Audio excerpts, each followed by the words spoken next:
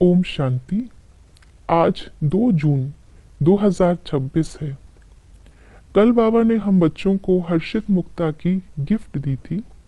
आज बाबा हमें गारंटी दे रहे हैं। क्या गारंटी दे रहे हैं? हर बार हम मुरली में सुनते हैं 21 जन्मों की और पूरे ही कल्प की गारंटी बाबा हमें देते हैं। लेकिन आज सुनते हैं बाबा के शब्दों में, बाबा के अव्यक्त इशारों से। हर्षित रहने का गुण पुरुषार्थ में बहुत मददगार बन सकता है, लेकिन जैसे सूरत हर्षित रहती है वैसे आत्मा भी सदैव हर्षित रहे। इस नेचुरल गुण को आत्मा में लाना है। सदा हर्षित रहेंगे तो फिर माया की कोई आकर्षण आकर्षित नहीं करेगी। यह बाप की गारंटी है।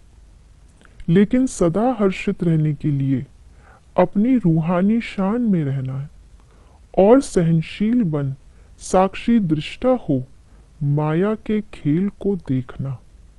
आज बाबा ने हर्षित रहने के गुण को पुरुषार्थ में बहुत मददगार बताया है, क्योंकि जब हमारा मन उदास हो जाता है, मायूस होता है, उसका कारण अपनी या दूसरों की कमी कमजोरी दिखती है, तो मनन चिंतन कमजोरियों का चलने लगता है और कमजोरियों का मनन चिंतन हमारे को गिरती कला में लेके जाएगा।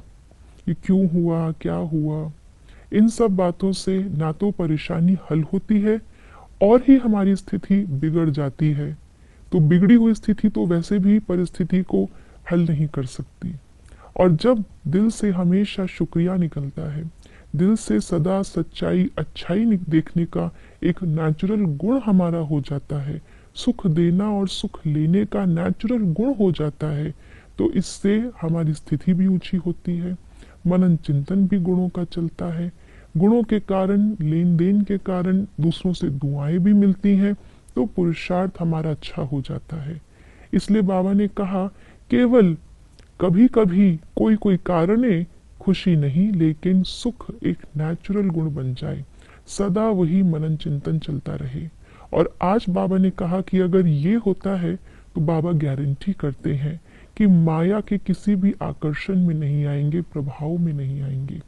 माया की आकर्षण 2 प्रकार से होती है।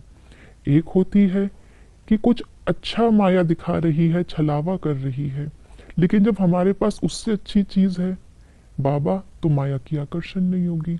दूसरा आकर्षण होता है विपरीत रूप का, जो माया हमें मुंझा देती है। जब हमारे अंदर बाबा का ज्ञान मनन चिंतन में चल रहा है तो वो भी आकर्षण नहीं होगी। ओम शांति।